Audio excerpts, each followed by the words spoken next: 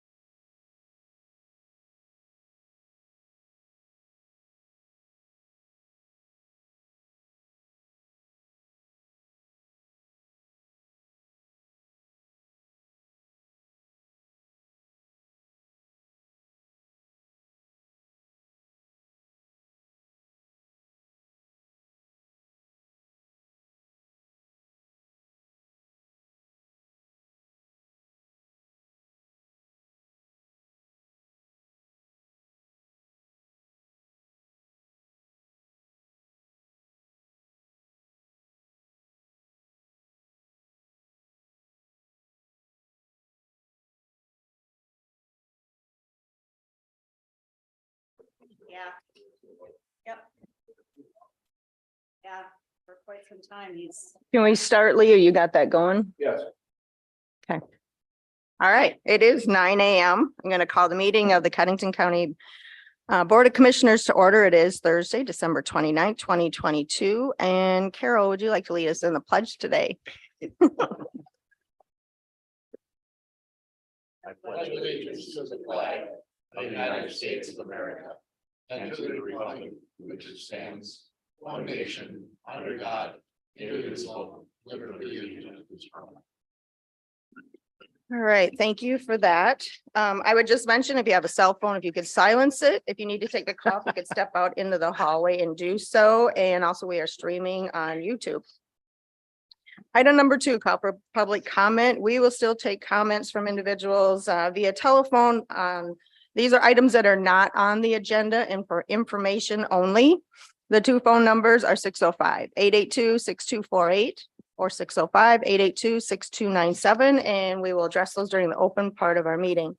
Item number 3, conflict of interest items. Are there any for fellow commissioners? No. All right, item number 4, action to approve the December So 29th, moved. 22 agenda. Second. Motion by Van Duzen, second by Gable. All in favor, say aye. Aye. Aye. Opposed, that motion carries. Action to approve the December 20th, 2022 Board of Commissioner minutes. So moved. Motion by Second. Johnson, second by Waterman. Any additions or corrections? Not hearing any. All in favor, say aye. Aye. Opposed, that motion carries. Let's move on to monthly reports. First one is emergency management. Good morning. Morning. Good morning. How are you doing, Andrew? I'm doing pretty well. How about yourself? Good, thanks. Well, the transfer generator, grant projects, was submitted. I think, Cindy was the actual one that pushed the final button, the go button on that. So hopefully we'll hear back on that, I mean, it'll be sometime next year, but hopefully that, ends up being positive. I think that overall it'll improve.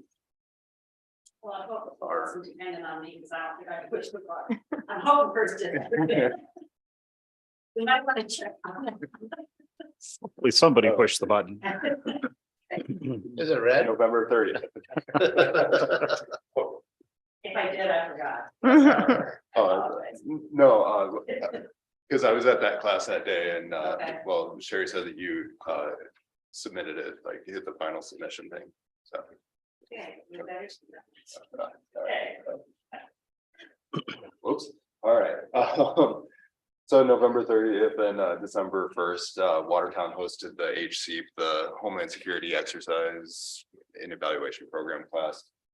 If I remember correctly, there were 14 students that attended that. So that was positive. Just, telling like how to design, an exercise program and document that and so forth.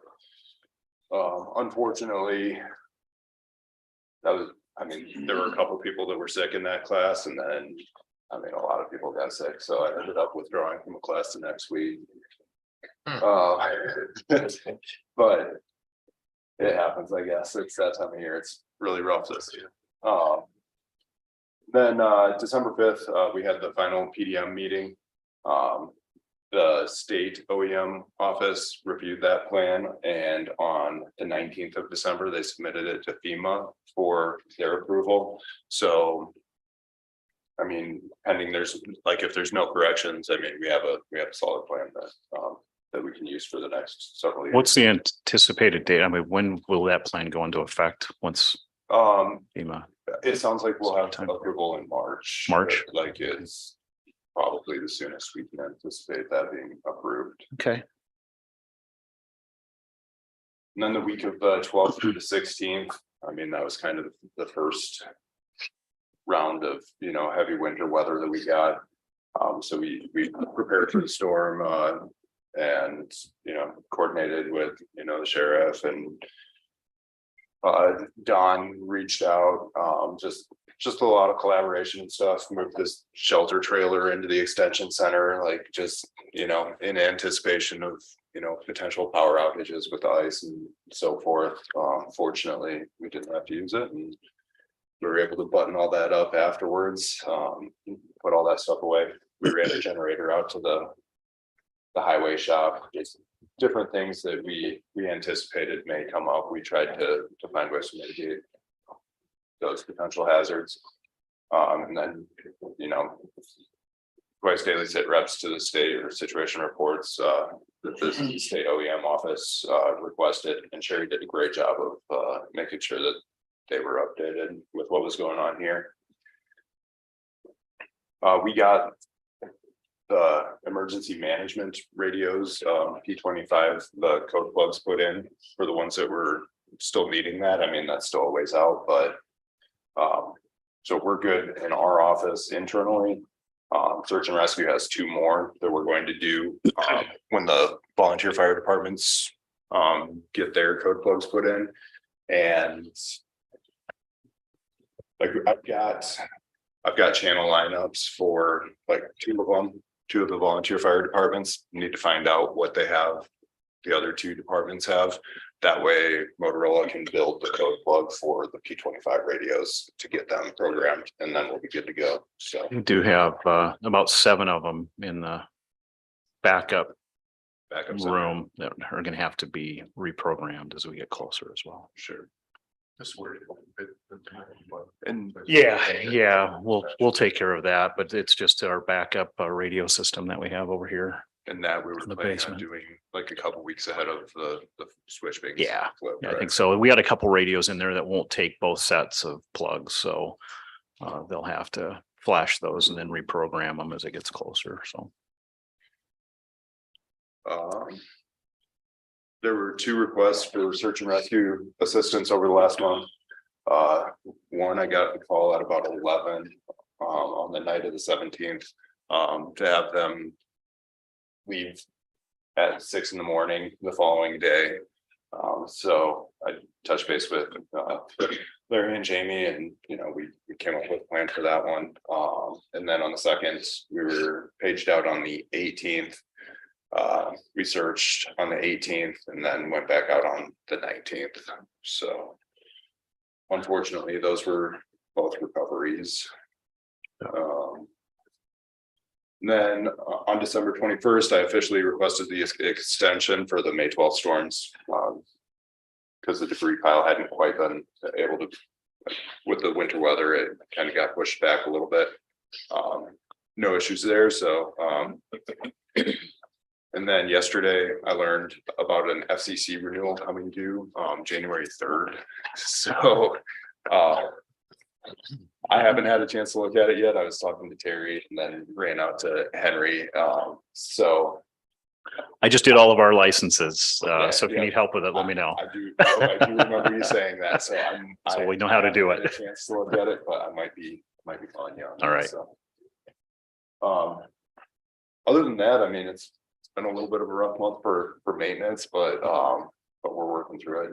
Nothing too significant, nothing that we can't overcome. So, any questions? Good job. Well, thank you. Thank you. All right. Thanks. Thank you, Andrew. All right, we will move on then to the sheriff report.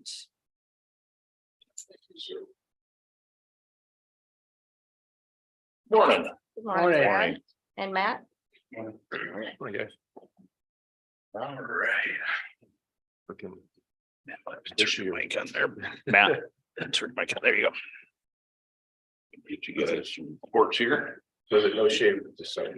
No shave December now, yes. Figured I'd see if I can go till the end of the year here. It's actually been kind of nice. All right. Well, we'll get started with our commissary monthly balance sheet. That's the first page there you guys have. So for the month of November 22, the bank balance was $25,926.86. There was $445.65 in the lobby ATM booking kiosk for a grand total of $26,372.51. At the snapshot, when we did this, resident balances were $1,987.51. Commissary items, tax not dispersed there was $2,683.96. Fund balance was $21,701.04 for a grand total of $26,372.51. And if you go back there, you'll see it still leaves us with our original starting of $15,000, and our commission was $3,809.70, and we kept $813.88 of that.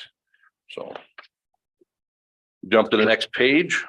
Let's see the sheriff's check register there, monthly balance sheet.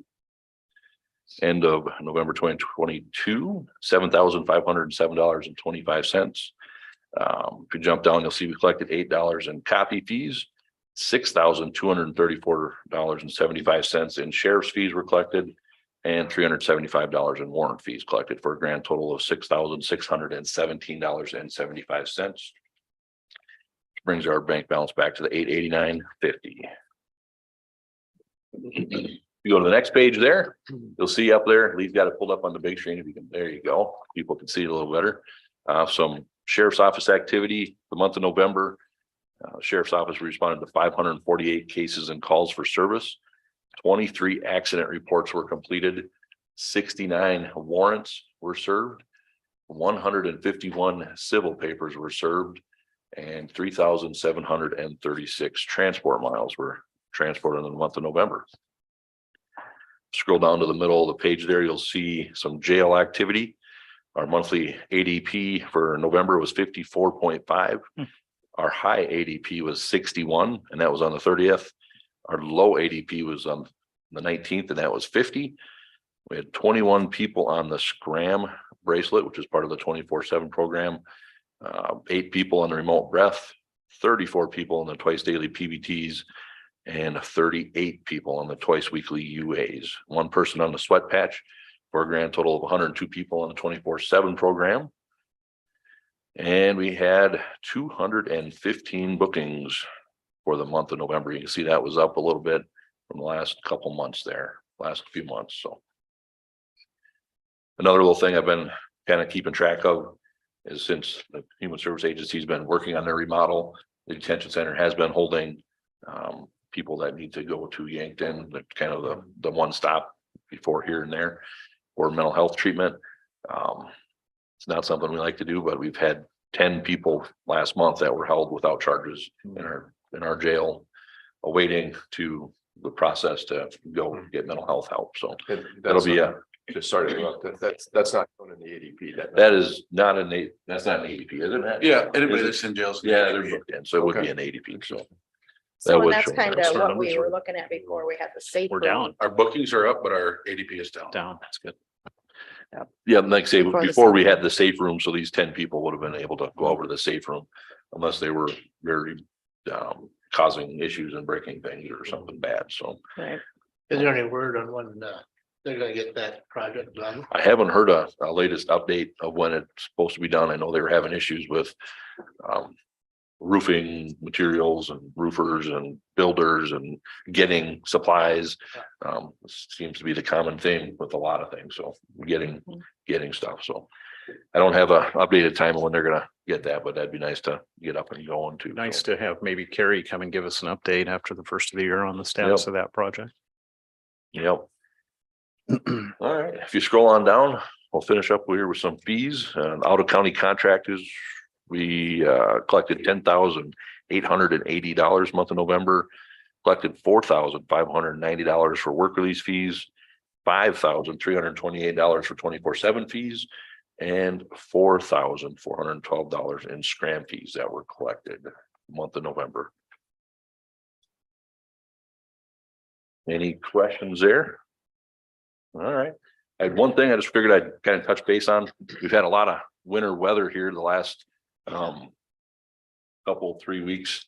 And if winter continues to go on, figured we'd kind of talk about the county when we close the courthouse and kind of how that process works a little bit. Chair just jumped. So there's a lot of moving parts that kind of go into when the courthouse gets closed. I know there's a lot of questions and concerns of how this happens. So now it's a perfect time to chat about it. Typically, we monitor the forecast. I'm constantly working with the National Weather Service. I know the Andrew there, EM is working with them as well. We're constantly in conversation with Rick, our highway department, to see when the plows are out, how the visibility is. We got deputies that are out on the road. Also watching roads and checking how the travel is. I am in contact with the higher ups in the highway patrol, so we can keep an eye on road closures on the state level, with the interstate, with all the highways. So that's a conversation that's constantly being had back and forth. Seemed like there for a while, it was every couple hours. Those are conversations that were being had. So when we observe all these weather conditions, it's actual observed weather conditions when we're out on the roads here. We're getting an accurate, updated National Weather Service forecast. Like I say, I have them speed dial on my phone. So when the bad weather's out there, I'll usually give them a call. We'll look at the forecast here going forward for the next few hours throughout the day, because that changes quite frequently.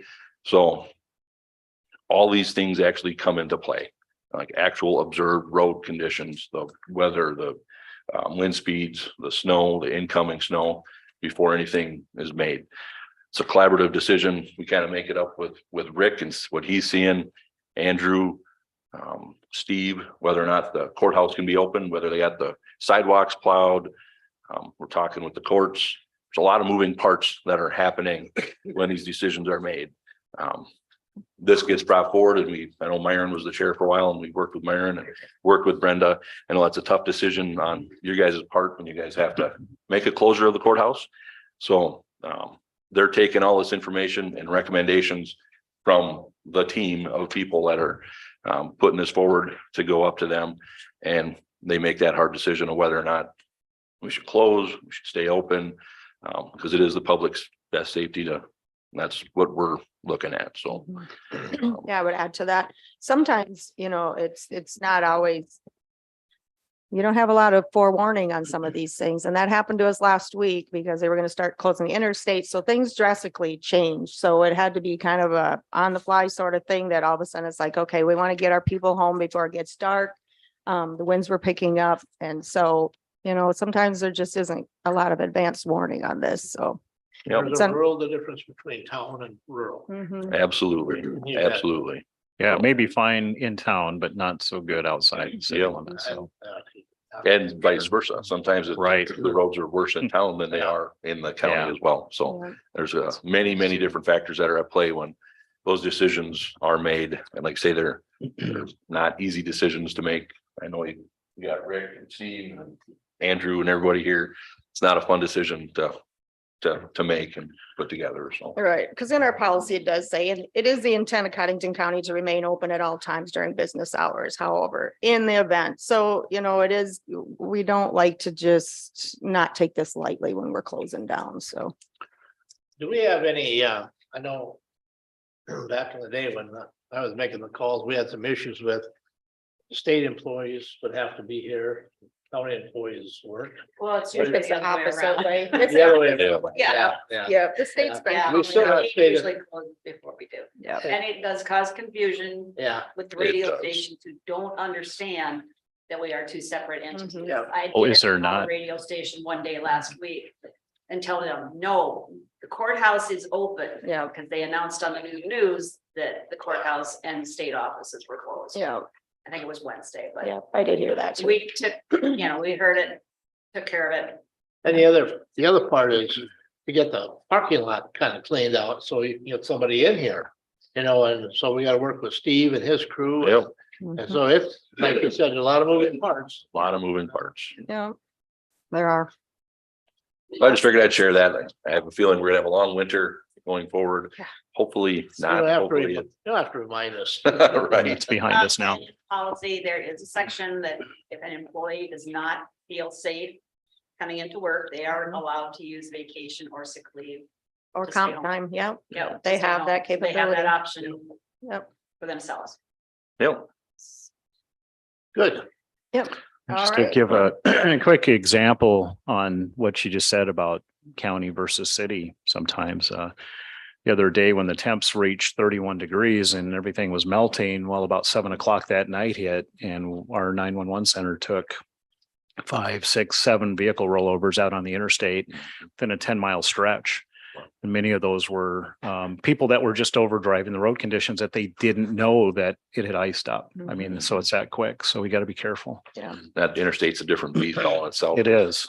It Those is. travelers typically don't get our Nixle alerts and our local news alerts. Mhm. They're just traveling through, so. I came through the Bermuda Triangle of South Dakota Tuesday evening, Summit in that area, Yep.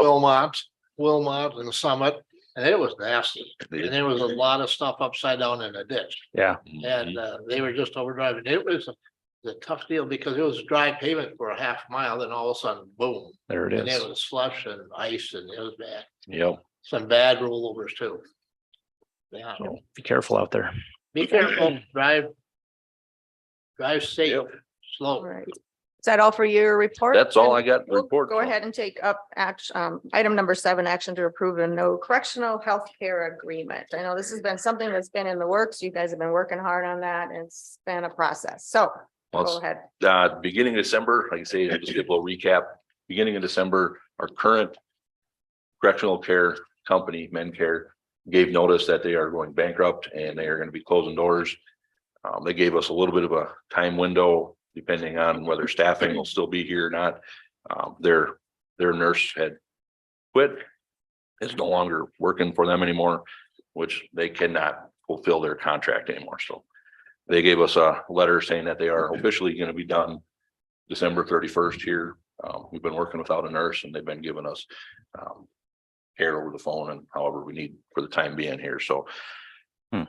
So going forward, Matt and I have been in overdrive here. We've been working with some companies, reaching out to other jails, working out with other companies that do correctional care for South Dakota jails and inmates.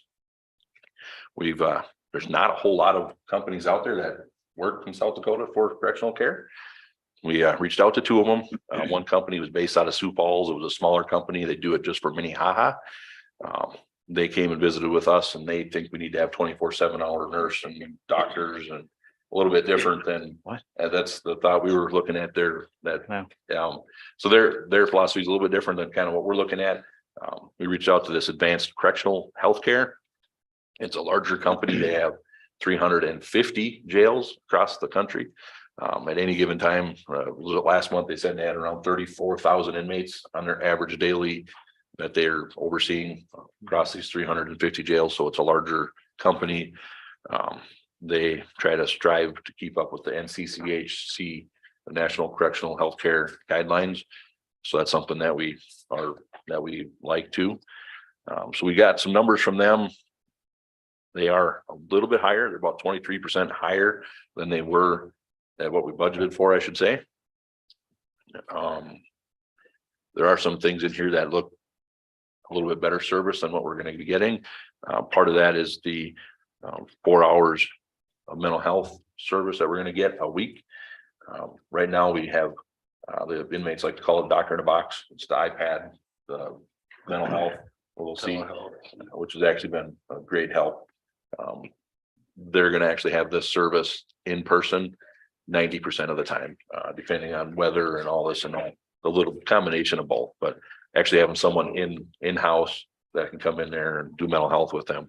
We're still looking at having a 40-hour nurse that'll be able to be here 40 hours a week and manage our medications and be the conduit from the doctors when they come and visit. So when the doctors will still be visiting once a week. Once every other week. Every other week, okay, once every other week, and then as needed, they're willing to adjust the labor up and down depending if we need more or less. And Goes by your ADP. right? yep, goes by your average daily population a little bit. So they are recommending 40-hour nurse, kind of the same type of programs that we had before. So just a, And a big part of that's the mental health. Losing what we have now. Yeah. We're losing our mental health. Yeah. You know, that they see on a regular basis.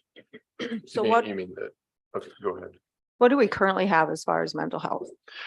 And what With will? with the current company, they do the telehealth. Yeah, So and how many hours a week, or was that unlimited? Or I was think just as we had needed? 8. We In the budgeted for contract. 8 in the contract. 8 was in the contract, and we didn't use nowhere near that amount of hours.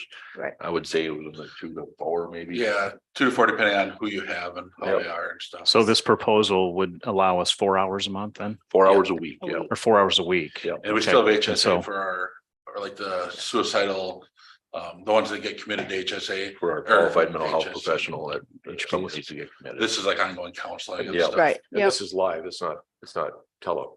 This is live in person. will be in It could be a person, yeah. combination of both, depending on weather and travel. so it'll be but better to have an individual. It'd be so, nice having someone in-house that can see them, and that's something that we definitely don't want to lose. Yes, So does this include, I guess the question that I have is the on-call QMHP says 150 per hour. Is that not included in this contract? That is if we have something after hours, that is something where we would use HSA. Yeah. So Okay. typically we wouldn't be Okay. using this $150 hour Gotcha. after hour contract. okay. That'd still be using our. They have it local providers available if we would ever want to. If we engage need in it, or, yeah, Right. So question. So the annual price at the top, does that include that, the, the 4 hours a week? the annual price for $199, $999 up on top there, that is for the doctor and the nurse. Okay, You gotta add another 22,999 great. on there for the Like 4 just hours a week. clarify. One down. Oh, No, I see. I just want to make sure I understand that. so it's Okay. like Yeah. 223,000. That's the figure we talked about. Yeah. There's 2 separate contracts. One's a mental health and one's medical. Right, Yeah, okay. the one's a little. Do we need to do bit of an something? addendum. What was our current contract? For this year, I think it was around 181,000. It's like, latest monthly payment was 14,777.32, which when I'm looking at it, it came to $175,299.59. So it's about $40,000 bump in that neighborhood. Yeah, 42. 42,000. Then that's supposed to be increasing by 2%, but that company that went bankrupt had called us and told us that they were raising most of their jails by 30%, and that he was gonna come down and have that conversation with us, So then but they went bankrupt, So so. don't have to have it. I make a motion to approve this.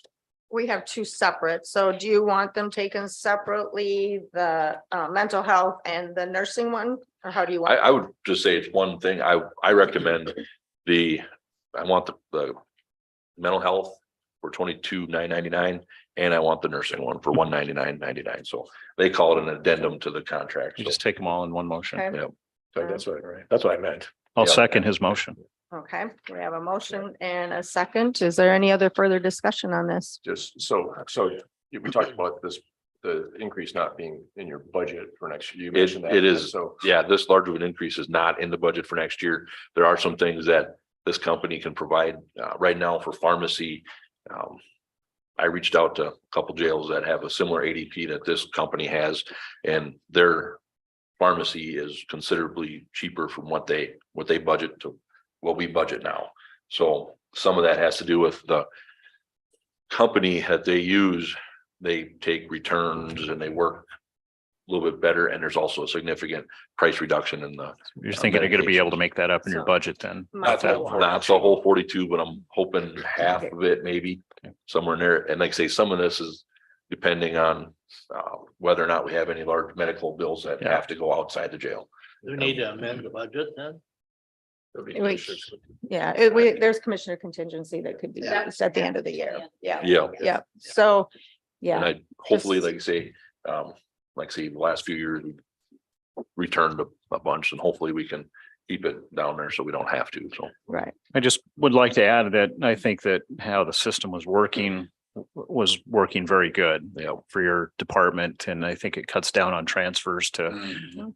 doctor appointments and that sort of thing, and which does, yeah. reduces cost to the county and liability. So I think that this is a good thing. It costs a lot of money, but I the- think that it's it's about 16.6 a month if you break it down, that we're Yeah. paying. So, Yeah. that's it is what it is. I think we're past the days of not having this in our correctional Mhm. centers. So I would support it.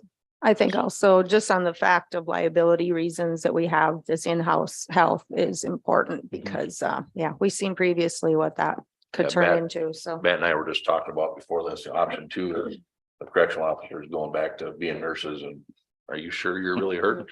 Yeah. So the liability and. Yeah. And I know our state's attorney visiting with her yesterday a little bit about it. She's very supportive yeah, of this it program. helps on the judge's certainly- side and, I certainly hope that the counties that we contract with, where the prisoners understand Yeah. the services that they're getting because of this. And when they get it next year, when we decide to give them a big boost in their daily per diem, they'll know where it's being spent. Yeah. This is just a warning flag. Yep. all right. Thank you. Any other discussion? Not hearing any. All in favor, say aye. Aye. Aye. Guys, Opposed? That motion carries. Happy New Year. Thank you. All right, thanks. Thank you, safe. gentlemen. And that next cell that's good. We really appreciate that. We had a lot of good information come across that this Yep. past week. Yeah, Yes. seems to be working pretty good. So. That's a very manly beard. All right. Yeah, you bet. We put them together. All right, item number 8, action to allocate juvenile justice reinvestment initiative funds to the Watertown Boys and Girls Club. After the agenda was posted, it was determined that the state's attorney and the Boys and Girls Club reps could not be here. So this will be carried over till next Tuesday. Okay. All right, then, item number 9, action to appoint Jennifer Goldhammer to the Codington County Board of Mental Health for a 3-year term. Do you want to explain any of that? I have had a conversation with Becky and there has been a vacant position on the mental health board. So this is an individual that she has recommended for us to appoint to that board. Make a motion to approve. Motion by Van Duzen, second by Gable. Any other questions or comments? Not hearing any. All in favor, say aye. Aye. Aye. Those opposed, motion carries. Item number 10, action to designate surplus funds for future building projects. Hmm. Cindy's been busy computing. What have you come up with? So this is the action we need to take every year to make sure that we stay under the 40% that we are allowed by law for surplus cash. And it's been kind of a general consensus the last few years that 35% is kind of where we'd like to be. So in order to keep our surplus cash at 35%, we will need to assign $8,600,619 to future building projects. So moved. Motion by Johnson, second by Gable. Any comments, questions on that? And those dollars is what we are hoping to use for our HVAC going Yeah, forward. our budget increased quite a bit this year due to that project that we need to undertake, so. Yep. All right. All in favor, say aye. Aye. Aye. Opposed, that motion carries. All right, and then item number 11, action to transfer the ARPA funds for December salary claims. So we can transfer a total of $604,907.43 from the ARPA funds to the general fund, the highway fund, and the victim of crimes fund. Move to do, approve. Motion by Johnson, second by Gable. Do you have it, what is left with those ARPA dollars that would go towards salary? No, I don't. Okay, that's fine. Just I know we curious. do have a number of months left that we can. We can use it for. continue to do that. Yeah. Okay. All in favor, say aye. Aye. Opposed, that motion carries. Action to approve commissioner contingency transfers. We have two budgets that need contingency transfers. The first one is the developmentally disabled budget, where we have clients in the Redfield State Hospital. We've had like 4 clients for years. All of a sudden this year we had a 5th one for a few months. So we do need to supplement that budget for $120. And the other one is the victim of crime service budget. We'll need a supplement of $737.48. So moved. Motion by Johnson, second by Gable. Any comments or questions on that? We do budget $250,000 annually for commissioners contingencies, so we are spending less than 1,000 of that, so that will carry over. All in favor, say aye. Aye. Opposed, that motion carries. Item number 13, note the Magic Needlers Quilt Guild intent to hold a raffle. And that's just something by statute. We received information from them that they're going to be doing this raffle. Do you want to add anything, Cindy? Magic Needlers Quilt Guild, the start date for ticket sales is February 1st. And the end date and the date of the drawing is November 4th. So just something that we have to be notified of. We do not need to take action. I don't know if that was the group that they do quilting and they give the quilts to various organizations and so on and so forth. And I received one of them. It's because of a veteran and it's excellent. It's very, very nice, very well done. Just a beautiful quilt. And I really am appreciative of that. And they do a lot of good work, a lot of goodwill. So Yep. wish them well. All right. Keep quilting. Let's move on then to item number 14, review possible action to approve and sign the union contracts. Natalie, would you like to come up? Do a kind of brief overview of this and Morning. good Thank morning, you. Natalie. Good morning. Good morning, commissioners. As you know, we've been in union negotiations for a significant amount of time this year, and I believe we've reached agreement with all 3 of our unions for our highway correctional officers and our sheriff's department. And yes, I can go through a summary of what those items are. You should have the contracts in front of you. So if you have any specific questions on any of the items or the language, but in summary, the items that were approved for the unions are approved for all unions and will also carry forward onto other Codington employees, and we'll get that information relayed and those updates to the handbook coming in the future as well. So we agreed to a 5.5% COLA. We made some further adjustments on the step increases. As you know, when we did the wage scale, employees are placed at the closest to step to their current wage without having a decrease. And so understanding that there are some moves that we can make to get them closer to where they should be based on years of service, then there'll be a change. Employees, regular full-time employees, excluding department heads, with 6 to 9 years of service that are currently below a step 6 on the wage scale would be moved a maximum of 2 steps towards step 6. And the same thing would happen with those that are 10 or more years of service that are currently below a step 8 on the wage scale, moved a maximum of 2 steps higher toward a step 8. And that would happen effective January 1st. And then our normal July step increases that we've been doing would still take place based on employees with satisfactory performance. The third item was the change to sick leave retirement upon payout. That was increased. It was at 10%, a maximum of 120 hours, and it was increased to 20% at a maximum of 240 hours.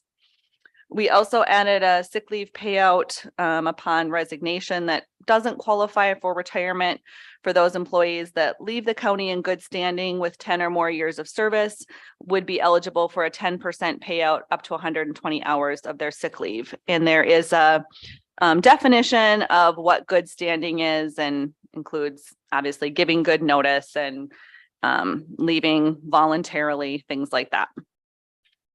There was some change, technical change to the sick leave doctor's note requirement, just indicating that we would prefer a return to work authorization, or it may be requested after 5 or more consecutive days of illness, just to verify that the employee is okay, healthy, return to work, and not going to have problems to themselves or others. So that may be required by the department head, commissioners, or human resources. Item number 6, the personal day time increased from 8 hours to 10 hours in acknowledgement of an additional summer holiday that was added for Juneteenth. And for the highway department, when they're working their 10-hour day shift during the summer, these hours will be added to the vacation bank at the beginning of the year. So it's no longer a use it or lose it situation as well. Field officer training pay was previously 50 cents an hour, but on a stipend or on a voucher system where they had to submit it. And now it's just year round available for the 2 staff that are designated in the sheriff's office and the correctional officers as field training officers, which the sheriff will designate and can change at his discretion. Funeral leave policy was updated to include coverage for significant other and not just spouses.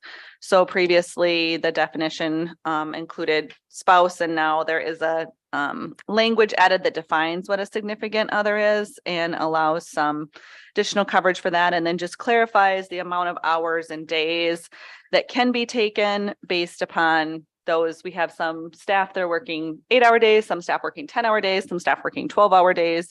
And so how that applies, whether it's a immediate family member or to other categories of possible funeral situations. We added a layer of county contribution for supplemental retirement at the $70 tier. We added some language to the highway department union contract on the cell phone stipend. This is something that we've been doing. It's not really a change, just was not previously in the union contract. So got that in there. Made some updates to the holidays to match the county personnel policy. This was changed last year, I believe. We redefined those holidays and it just hadn't put in the union contract yet. So got that updated. The contract length will be for 1 year. We also added a layer of vacation leave. So previously the policy for vacation was 2 to 10 years was a layer. So you had a layer at 1 year, a layer at 2 to 10, and then another layer from 11 to 19. So we put another layer in there. So it goes now 2 to 5 and then 6 to 10. So 2 to 5 is 8 hours a month and 6 to 10 is 10 hours a month. Can I back up one? Yes, sorry, Myron. Go back to the supplemental. Yes, supplemental. Break that, just to refresh my memory, what is it? Yeah, so supplemental retirement, the county pays half. So if the employee puts in $20, the county puts in 10. If the employee, There's a maximum. Up to a certain dollar amount. If I Yeah. remember right, Yeah. what was that? Do you remember? What was that? Well, it's now 70. So Okay. if the employee puts in 100, the county is still doing 35. Yep. Yeah, 70 is the max Okay, That the county will put in. that the county will contribute. $70. Right. Mhm. Yep. Previously it was 60. So I'm sorry, you said, so this maximum the county would contribute would be 35. Yeah, the employee can put in whatever. I Yeah. mean, if they want to put in more, but the county's amount is maxed at. So half of The 30. Yeah. 70s, yeah. So people, So if an individual, I want Yeah. the employees to understand that this is a good deal for them. Right. I mean, so if they put in $20 a month. Yep. We're going to match that. Right. Well, first Oh, of all, they'll we're get half. matching, They'll get we'll match half. Match half. of They'll it. get Yeah. $10 from the They get county. $10. So if we Right. put in 70, we'll go 35. But Right. our county max is $35. Yes, correct. Yep. Yeah. So whatever they. So they can put in 100, 35. but the county will put in 35. Yeah. Yes, 35 correct. is the highest. Okay. Yep. Okay. so if they want the full 35, they gotta do it. It goes from 30, the max is going from 30 to Exactly. 35. what Is that correct? Okay. Yes. All right. Good. Like Commissioner Gable just said, if you want the full $35, you got to put in 70. Yes. Okay. It's half. Yeah. Okay. Right. Yep. Yep. And that's just on supplemental, which, I mean, there's still the basic retirement first that the county is matching, but if you want to go above But I hope that. the people understand that, that's the best interest that they could possibly get. Think about that. Mhm. It's very, very good. And I just encourage the employees to take advantage of that. Right. When they get a little bit long in the tooth and decide to retire, it'll be wonderful. Yeah. And as you mentioned before, the state retirement system is very secure and sound and financially It's the best stable. one in the country. Mm-hmm. Yep. Okay, yeah, so continuing on, number 14 for changes, there is also in addition to the highway department contracts, a memorandum of understanding that the administration staff for the highway department would be moved out of the highway department sick bank and into the regular county sick bank. The highway department sick bank is for the union employees, so this is just moving them in to the regular sick bank. It will not decrease their benefits or things like that. Life insurance, we made a change to the contract just to correct a previous typo. It was listed at 25, but we had previously changed it to 50. So just corrected that. So that language is correct.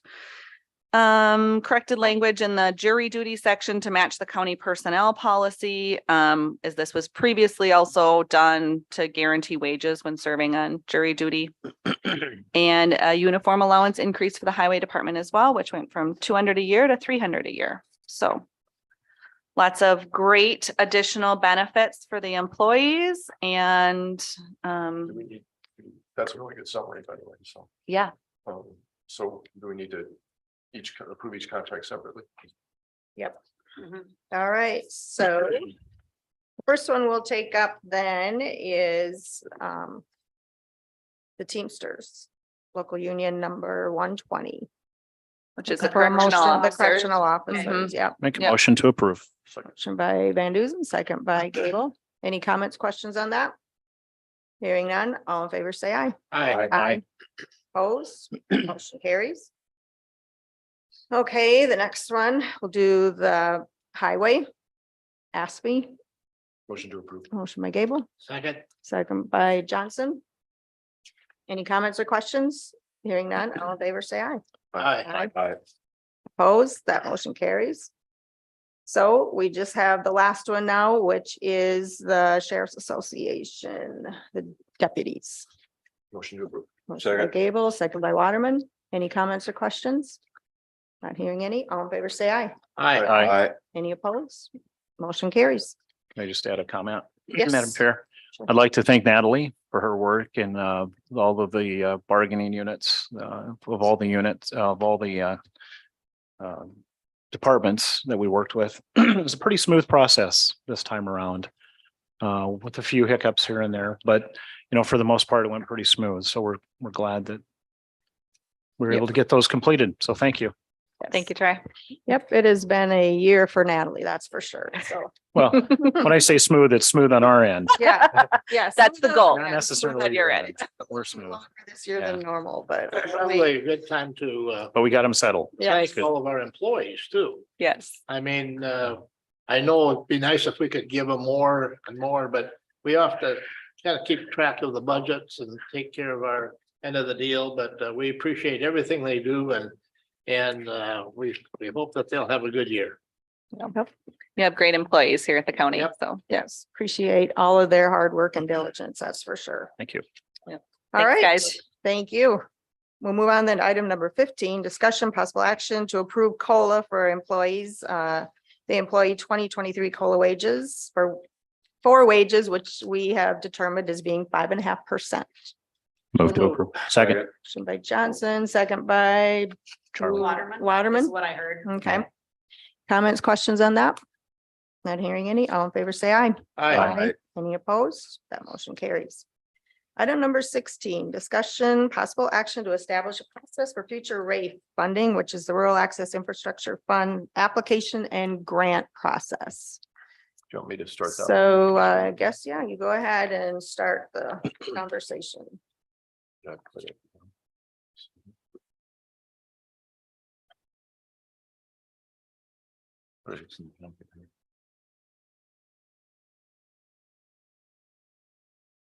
there we go. So it should be on. Just, we had this discussion last week about Rafe.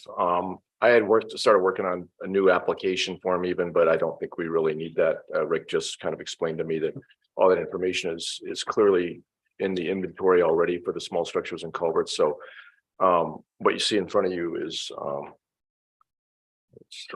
yeah, it's just a little over a half page of process basically that just says that we basically the highway superintendent is the person that all the applications go through. So just kind of what we're doing already, but putting it on paper so that everybody understands. And that we're looking to the highway superintendent to give us advice if we get more. That right now we only have one application for this particular go around, so it's nothing complicated. But in the future, hopefully we'll have more, and so we'll have to be weighing this all out. So that's just kind of putting in paper what we started to do already. So you can forget the other parts, the other pages beyond this where it had some ideas for applications. I don't think we need, I think the simple application that we already have that Pelican used is fine. Right. So I'm suggesting that we just adopt this as a policy or a process for the RAFE applications. Okay, so I think we need, so much of this is not applicable. So basically, the application that's been approved by the County Commissioners Association and the Township Association, their application 5-year plan. Also for, I'm agreeing with you. That's what I'm saying. All I know this is all, but I mean, if you want to kind of for a motion, you have 3 boxes to check. Do they have an opt-out? Is their application fulfilled? Is their 5-year plan fulfilled? That's basically what you're going to need. Yeah, I'm not disagreeing with that. Okay, This is just setting Yeah. that, this is I'm just saying, explaining the dates, It's right? just all we need, just to write that down so that we all know. That's all I'm saying. Forget this stuff. right. But even some of this, so when you're saying to like the second bullet point by the last regular Board of County Commission meeting, the highway superintendent will verify township eligibility and perform a preliminary evaluation. So your requirement is going to be to have him go through all of them and make that determination and then bring it to you? Well, no, it's just, that's something that's built into the process already. So we're just asking him to do that. So when he gets an application, basically that, I think all that entails is basically making sure that the application is for a structure that's on the inventory. I mean, But basically, that's you all it can would be. do There's that yourself because that is online. That's something you can go in and do. Why can't we just ask the highway superintendent to help us out with that? I'm just saying, sometimes okay, so if he weighs in on something, then you may have townships that will hold that against your highway superintendent if he has too much involvement with it. All we're asking. I don't him to do know. Is to look at the inventory and say, I mean, basically, that's all it is. It just, what's the matter? What's the problem with putting it down on paper? I mean, that's what he's doing anyway. He's gonna help us with that. Travis, can I have you come up here maybe and weigh in on some of this, just from your expertise? It's, I guess the question I have, Madam Chair, is how is this creating a problem? Well, Travis has been part of the association, I guess. I just don't want us to get off track of what really is required. Yeah. let's make certain that we keep it as simple as Well, possible. that's what I'm trying to do, The but point that I think Commissioner Gable made is said that we hope that we have more applications next year. And the process to make that happen is to make the application user friendly. And let's not make it so complicated that and let's not overthink it. Let's just do what we need to do. Travis, what you got? That's kind of, I think I had sent you guys an email last week And that- suggesting that we keep And it that as form simple that you as, sent was good. yeah, I thought, what more do we need? right. So the application process, the Association of Towns and Townships developed it, our executive director developed it, and it was approved by both our board and by the county commissioners board. So that's kind of the recommendation that we utilize, that form. If there's some tweaks that the county wants to make that makes sense for this county, that's fine. My suggestion is not about the form. It was going to be, Right. but it's not about the form. Right. It's just about, Okay. saying, that's it. I mean, all right, is but that doing something? so basically, I guess, I don't know, I guess it's up to the rest of you guys on that bullet point number 2. My concern is that sometimes if you can ask him for information, that's not a problem, but if you put too much weight on for his decision, then you could have townships feeling like he is favoring one township over another. That's my only I concern. think that's our job as county commissioners to be the honest arbiter here. And if we sense that we're not, that's one of the things we pay the highway superintendent to do is to be, he's having to weigh priorities with his 5-year plan with different parts of the county that touch, so. And I don't know, are you aware of, there is a, you can go to a link, do you know it off the top of your head, Travis, at the state level, that it actually lists all of Codington County's townships and all the culverts that are in there, and it tells you the condition, it gives you all that information, the length, Right. this, that. I don't know off the top of my head. It's pretty easy to find though, I think. Yeah, so that's gonna be a resource for you as well, you can use to determine. some Yeah, of that. that's fine. Of course, we're going to do that. I'm just putting down on paper what we're already doing. So And it's codified. It would be, I think, pretty simple to print off all of the structures in Codington County and just have that list. That list isn't changing, No, I guess we're talking about two different things here. I don't have anything against the inventory. I'm just talking about saying that the applications go to the highway superintendent. That's not in law. no, and that's The other what, parts of the process are, but we need part of our process identified here so that it's nice and clean and understandable. Mhm. And we're not all pointing fingers at each other, saying, I thought the liaison for the highway, or I thought the superintendent, or I thought somebody else was doing that. Just like anything else, any organization needs to write the procedures down. That's all this is. And if there's ever any questions about deadlines and dates and stuff, it's all in here when everything has to be submitted. So if the township has a question about it, they can refer to that. It's right there. Yeah. It So seems we're like not- a simple thing. Yeah, for we're me. just talking about, And basically, I'm all right if we use the highway department, use Rick as the gathering point. yeah, that's what. this- But I don't want to burden Rick with having to make any decisions. In other words, you just gather No, the, it's- and That's- where do they send the Yeah. application Yeah. to? Send it to the highway department, and then we will take it from there. The commissioners will take it from there. So we don't want to tie you up and get you involved. It's not your responsibility to make any of the choices. And that's the intent of the Yeah. law. Exactly. What you just said is exactly the intent. Yep. Yeah. that was my Yeah, that's point, that could already- be the gathering Make point, it as which, simple as we can. Yeah, and that's what I tried to do when I wrote this. So the buck stop, the law is clear that the decision is the county commissioner's decision as to who gets the grant. right, But but we have to look to but I'm not an expert on roads.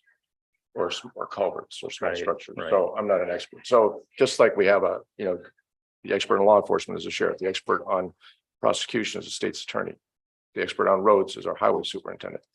So that's it. Right, once Nothing too you- fancy. once you would receive them and look them over, then if you have questions, you could always reach out. And I think the main going through them needs to be the duty of the board. Like, you guys need to go through them first. And there is that, if you would see what that is, that would help you determine some of that. And then if you have a close one or something, then you could get more information if you need more information. Do you have some suggested changes to what I've written down? I guess I think that verified township eligibility I mean, the way this is written, that's putting, that's putting that burden on the highway superintendent, and I really think that's intended. Okay, then I don't want to call it a burden, but. who should we, then we should pick a person. Who's it gonna Should be the commission. It's Okay, the who- It's commission. the commissioners. Right, That's So who I is, understand that, but we're just asking him to look at that, verify, okay, these are all good to go commissioners because they're on the inventory. I mean, that's. But it's basically- not his job to verify eligibility. no, No, No, nope. Okay, That falls on the board. it's just a Dropbox, Correct. yes, and that not was to my degrade point. you, Rick. but okay, Yeah, okay. that was See, my point I to mean, if begin you're- with. if It's you're- okay to have. They got a everybody- place to send them and. Have everyone place to send get them there, and then he sends them to the Is- commission. The commission goes through them, because that is your duty to go through them and determine it. Now, if you have questions in the process, you can reach out and ask questions. Otherwise, you're putting too much on him, and then townships are going to start. Our highway superintendent and townships need to work together, and if it starts looking like he's making the determination, there could be Well, problems with the- townships. Isn't the eligibility, I mean, that's, if they're on the inventory, they're eligible. I mean. Well, part of that eligibility is jumping through the hoops of having an opt-out. Oh, that part of it, yeah. okay, Recording that yeah, opt-out, Yeah, okay, okay, Right. good publicizing point. that opt-out. Right. I'll take that point. Well, okay, so and if there's an opt-out in place, if you get to the point where your funding is going to be tight and you're going to, maybe you have 5 and you're only gonna have enough money for 3 on the opt-out, then the next step on the opt-out to look at is, are they actually requesting dollars for their opt-out, or they just have it in place? That can be also used as a determining factor on that. But those are things that, each year, maybe you might have to tweak some of this So- depending on who you all have Okay, so applied. What else? Okay, we can strike that verified bullet. What else? I think, Okay, so he informs the commissioners, but then you would get rid of that eligibility on the second bullet. right, too. okay. Okay, so that's where they're received. And I think maybe that third bullet should perhaps be changed a little bit as well. Yeah, based on the criteria, There- advise the board. He wouldn't advise the board because you're There- going to do Okay, but that. there is a point. I mean, let's get to, so on the, I think it's criteria. I mean, there is a comparative process between, say, if we get a number of applications around the county, where we're looking at different townships around the county, different structures around the county. So one of us has to have a good sense. I don't have a good sense sometimes of which structure is more important when you're looking at the big picture. That will be on that. It tells you the shape of the culvert, whether it's fair, whether it's good. Say, I'm not, yeah, I'm sorry to interrupt. What I mean is, say, if you have, such and such a township has one structure. Another structure, another application for another structure in another township. It doesn't matter. And we have to, the choice is, which one is more important. Because it will have the shape of the culvert. It will say, you'll be able to compare where those Well, culverts we're still are. gonna be able to fall back Well, on yeah, his recommendation and his sure. You expertise. don't have to have it. We're gonna specified. have to depend on you, Rick, for that. I Right, mean, that's because, yes. Because each code for each. sure it is. Yep. So. if you- Yep. No, what I'm saying, but if there may come a time when, just like with the big program, I mean, the state has to prioritize among counties when they're, they're looking at the whole state as a whole, they're looking at everything as a whole, trying to figure out what's in the most dire state, what's the biggest impact, public safety wise or transportation wise. So, I mean, it's the same thing. We're just doing that on a smaller scale. That's what I'm talking about. I'm not talking about whether or not it's a culvert or a bridge or whatever. It'll be tough, because. You live That's- on this road. Well, we're gonna look. The only way to go. Mhm.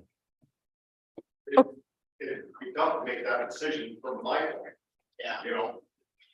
Because I. It's gonna be even tougher for us. Somebody. Yeah, but the issue is gonna be, we don't have the background always Yeah. to do that. You're gonna be much more familiar with what's out there than we are. So I guess I can reword that to say something like, be a resource of information or something when we have questions. So, Well, yeah, you could say that, but also like what I'm trying to say, Lee, is on that inventory, it has the condition of the culvert. That's all been documented already. Yeah. I know that's a factor, that's a factor, So- but say you have two. Okay, but two if one culverts. says poor and one says fair, which one are you gonna go They with? both say poor. That's my question. Well, Yeah, then. that's the problem. Then I you mean, look at that's the opt-out, then you look at some of those other. No, determinations. exactly. We go for a exactly. drive and look at it. Yeah, that So- might have to be the case, but. Yeah. Anyway.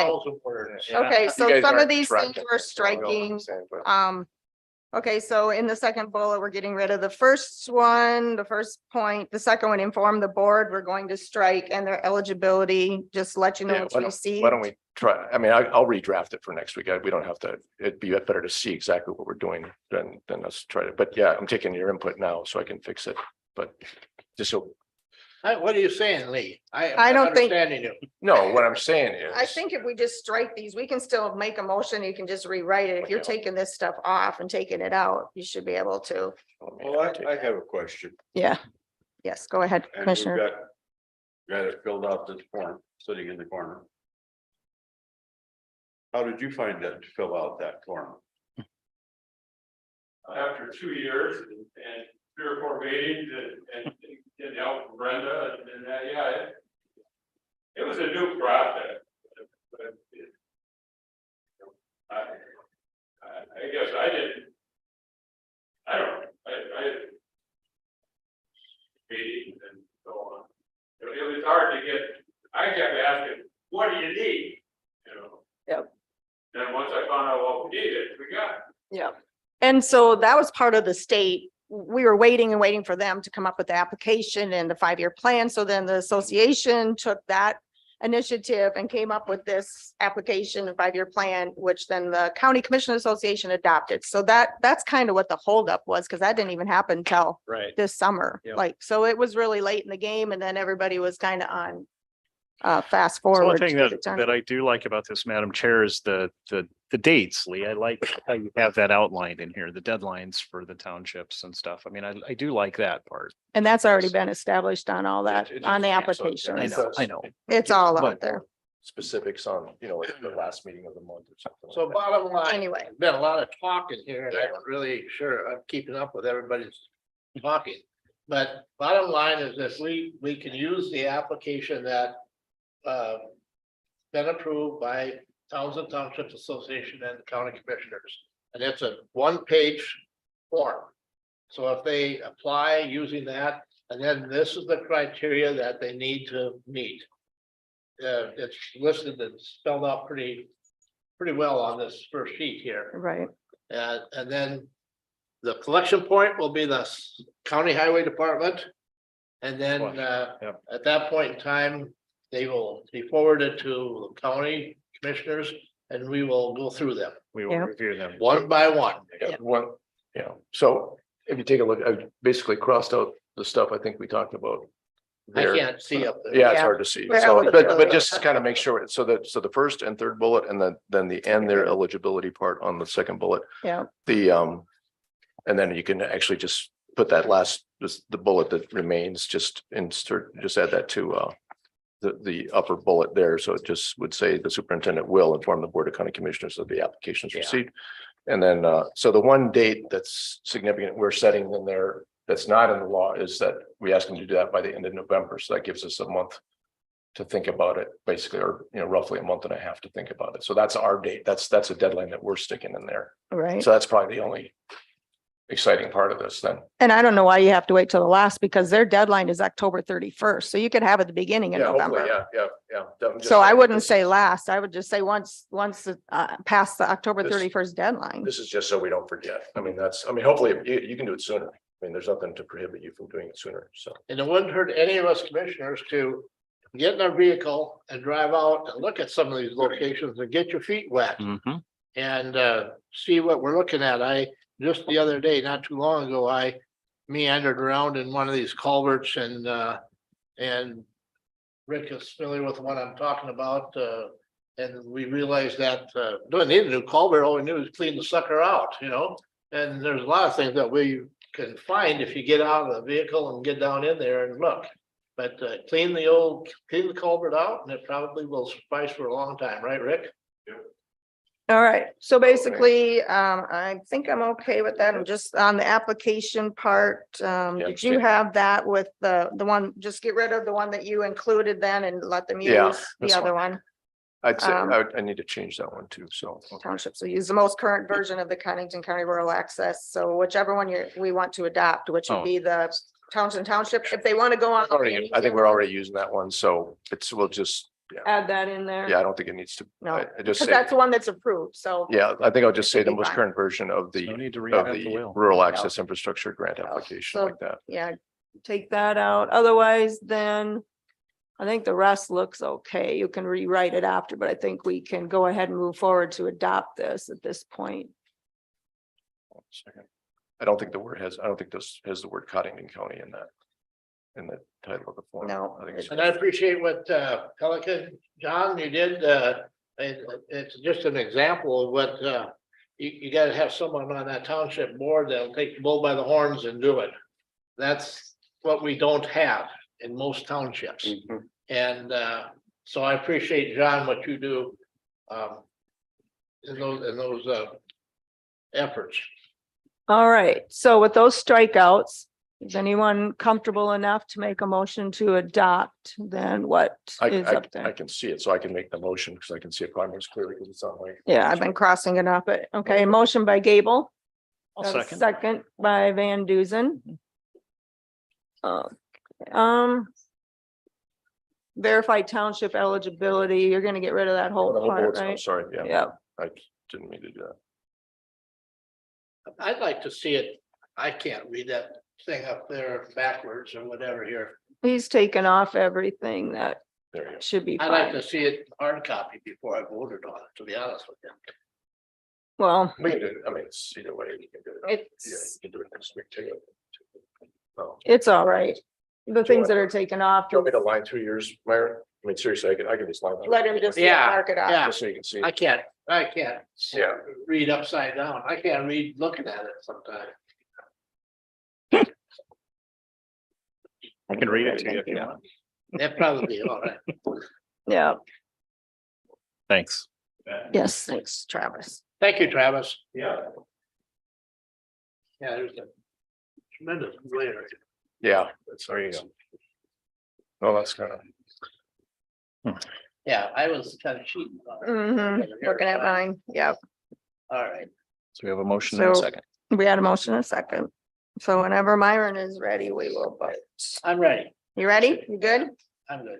All right, all in favor, say aye. Aye. Aye. Any opposed? That motion carries. All right, let's move on then to item number 17, discussion, possible action to authorize funding for the 2023 RAFE allocations. So we only have one application that has met all the guidelines and something that was learned through the procedure. It does call for a resolution, but I have found out also that their meeting minutes will count when they show that they have made motions and voted to apply. So Pelican Township has and they have an opt-out in place and they are actually receiving dollars for that or requesting dollars. So I guess we have talked before about 80-20, is that correct? Mhm. Now, I had talked to John and this other one, so in the proposal, it had a different amount, but on their actual application, it does have total project cost of 60,000. But keep in mind, it depends on the pipe. So if you guys just say you're gonna, if we're gonna do 80-20, whatever that is at that time, because you can't guess what the pipes are going to be, because that can change in 6 months. So do we, and there isn't there an estimate in the packet? yes, yes. But that, the estimate amount, he did allow for extra in the actual application. So he put 60,000 in the actual application. That first estimate, which was done in March, says 49,898. So I'll move to approve this application. motion by Johnson, Okay. second by, Are We need you to have an amount. approving an application? Or are you approving the dollar amount? Approving both. Is it Okay. all within yeah, so we're gonna Okay. go the 80-20. 80-20. application in the amount of You want that in 48,000? the? Application in the amount of You want it- 48,000. You want Okay, that that's- in the You have to have. the amount. 80-20.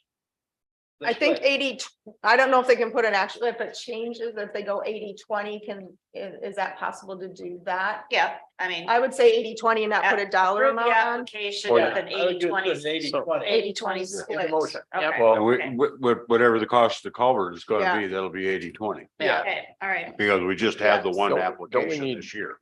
okay. Don't we need? We don't have any new amount? money I for mean, don't funds we have this to, year. hadn't we better put a max amount on this? I mean, just up to an. Okay, so you have So we're not- $299,000 in that fund, Right, and right. the object is to try to help the townships out. I don't foresee Well, it being really crazy more than this. don't, but I mean, what I I mean, want to say, so we're saying the total project cost is 60. I kind of think the townships will keep a handle on it because they don't have that much money. they're gonna have to do 20% They have of to do the the 20%. split.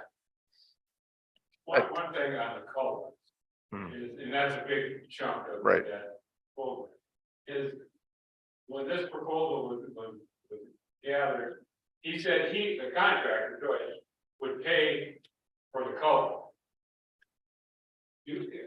Counties, and I believe townships get the state rate, and that's worth quite a bit, so Joyce did tell us if we buy the culvert, you know, because we used to go buy them through the county. But now we go direct, but hopefully we can get that price, which will amount to about 20% of that That's 30,000, you know, $11,000. Okay. So, You know, 80-20 we can live with, but it's a moving target. I mean, we're not gonna do this until the creek gets dry, you know, and when that's gonna be, and probably in Florida. But yeah. okay, so. But okay, the so basically, 80-20 We live with the 80-20. The 80-20 is on the final bill. Can you purchase those culverts ahead of time and have that so that that increase doesn't keep happening? That's something you can do, like lock them in? Yeah, true, I guess.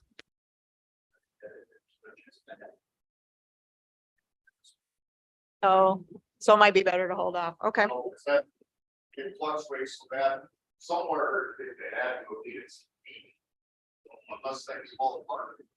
They could put that. Okay. okay, so then the max, just based on approving the application, then the max amount that would come out of the rate funds The rate would funds. be $48,000. Yeah.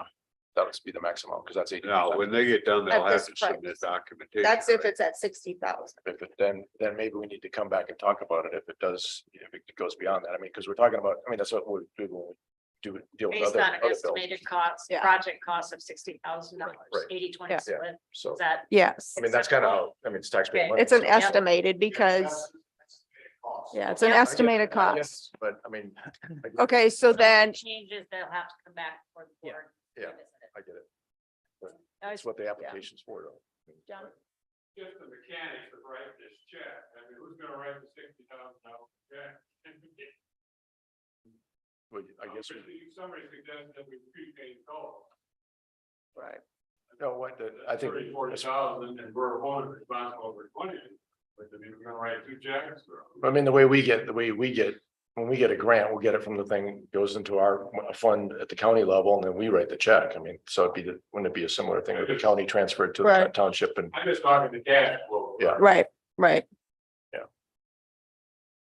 Well, and I guess, yeah, learning what I learned now, maybe it's not good to pre-purchase the culverts, I guess, just wait till you need to do the project and then, so that is what will be 80-20 of the 60, which, Based on a 60. based on a $60,000 60,000, it's an Which could be estimate. adjusted. So if you find out as you're going, it's more, you'll have to just come back Right. before the board and let them know, and then they can Yeah, we gotta be make those accountable for that. adjustments. yeah. All We're right, ready. all right, so we have So a, that's Myron. Myron made the motion, Yeah, second. Yep. Gable Yeah, second. seconds Did you it. need a second? Nobody, I don't think anybody seconds it yet. No. So, okay. All right. We all clear? We good? It's a wash. All, No pun intended. all in favor, say aye. Aye. Opposed? That motion carries. That was. All right, moving on then. To number 18, action to approve claims for payment. We had We those. had a few end of the year claims that was in our best interest to take care of. The first one was to CenturyLink. Hopefully, this is one of our last claims that we will pay to them for phone service in the amount of $661.34, and that is for a number of offices. The second one is to Connecting Point Computer Center in the amount of $13,160, and that was for some backup equipment that we needed to purchase, and then MS or Microsoft 365 licenses for the county, which based on the number of our users, that bill is $10,920. The equipment was $989 and $1,251 and that is for our backup to the cloud. Our equipment was old and Make a motion to approve. not done. Nope, not not done. done. Never mind. I'll revoke my motion. To credit collections, $477.73. That would be for our court appointed attorney and four lien collections. Also to credit collections, $750.65. And that is for jail confinement collections, and we're paying this because there's money left in that budget. It's our best interest. And then two large ones, there are several large ones. Deere and Company, $104,916.48. That was for the highways mower. G Works, $1,769.70. That's the annual fee for basic assessor GIS technical support. Multi-business solutions, that is your contract for human resources in the amount of $3,350. And final one is Sue Equipment in the amount of $9,485.34. And that is for the fuel system at the highway department. And I lied, there's one more. We're trying to get our public opinion bill up to date, $625 for November publications. That's it. Okay, I'll make a motion now to approve all those. Motion by Van Duzen. Second by Gable. Comments, questions? Not hearing any. All in favor, say aye. Aye. Aye. Opposed, that motion carries. Item number 19, action to approve automatic budget supplements. We have two automatic supplements with based on grants and our Hall Road payment. The ERA 2 funding, we can supplement the welfare budget with $57,587.78. And then we are doing an automatic supplement to the highway budget in the amount of $3,081,197.92 for the funds that we return to Next Era. Move to approve. Motion by Johnson, second by Waterman. Comments, questions? I'm hearing any. All in favor, say aye. Aye. Opposed, that motion carries. Item number 20, personnel changes. These are two personnel changes that the sheriff and chief correctional officer talked to you about. Two part-time correctional officers going to full-time. Brittany Evian and Jordan Jensen will both go to full-time on January 1st. Move to approve. Motion by Van Duzen, second by Gable. Comments, questions? Not hearing any. All in favor, say aye. Aye. Opposed, that motion carries. Item number 21, action to approve travel requests. None today, right? Correct. Item number 22, public notices, possible forum of commissioners could be in attendance at. Do you have a meeting on? That's Wednesday? next week. Yeah, once, oh, So, that's after. That's Tuesday, after. Yeah. so I don't have Anything. anything that I find anything. Old business. Is there any old business? Item number 23. Number 24, any new business? Not hearing anything for the open. I guess the only thing I would like to mention is a longtime individual who used to come up and report the county commission meetings has passed away, and our sympathy goes out to the Don Eggert family. So thanks for all of his service and time that he put into that. So we appreciated him coming and reporting. Any other public comments? Do we have action to approve resolution 2231? What? That was actually I'm supposed to read not that. sure what that was. I can pull it up on the screen. Okay, do you want to go ahead and read it? Oh, one second here. Or Troy? Let's have Troy. Troy has a good radio. voice. Oh, the pressure. Here we're all looking. Now you. Oh, yeah, you got a hard copy. Okay. Resolution 2022-31. Whereas Brenda Hanton has represented Codington County District 5 for 12 years from January 1st, 2011 to December 31st, 2022, to include 3 years as chair. And whereas Brenda Hanton has provided excellent constituent services to the citizens of Codington County and District 5. And whereas Brenda Hanton has worked to operate Codington County in a fiscally responsible manner. And whereas Brenda Hanton has, during her time as county commissioner, served as a member of board as a member of boards of directors of the First District Association of Local Governments, the Housing and Redevelopment Board, the Interlakes Community Action Program, Watertown Area Transit, the Watertown Volunteer Center, and the South Dakota Association of County Commissioners. And whereas Brenda Hanton has been an effective liaison to the county auditor and register of deeds. And whereas Brenda Hanton has earned the respect of all of those who have worked with her during her tenure as Codington County Commissioner. And whereas Brenda Hanton is transitioning to serve as the Codington County Auditor after this term. Therefore, be it resolved that the citizens of Codington County join the Board of County Commissioners in expressing their sincere appreciation to Brenda Hanton for her leadership to Codington County. And upon vote of the board, this resolution was adopted this 29th day of December 2022, signed by Vice Chair Commissioner Lee Gable, Commissioner Charlie Waterman, Commissioner Myron Johnson, and Commissioner Troy Van Duzen. I'll make a motion to adopt this resolution. I'll second that. All in favor? Aye. Any opposed? Thanks, you guys. I've appreciated working with all of you these past years and appreciate the voters of Codington County for electing me. This has been a privilege and I'm honored to have been able to serve. So thanks to everyone. Thank you. Thank you for your service, Brenda. And good luck You're welcome. as the county's new auditor. That'll be great. All right. Item number 27. Do we have a reason to go on executive session? No. Move to adjourn. Motion to adjourn by Johnson, Second. second by Van Duzen. All in favor, say aye. Aye. Aye. Aye. Opposed. So that motion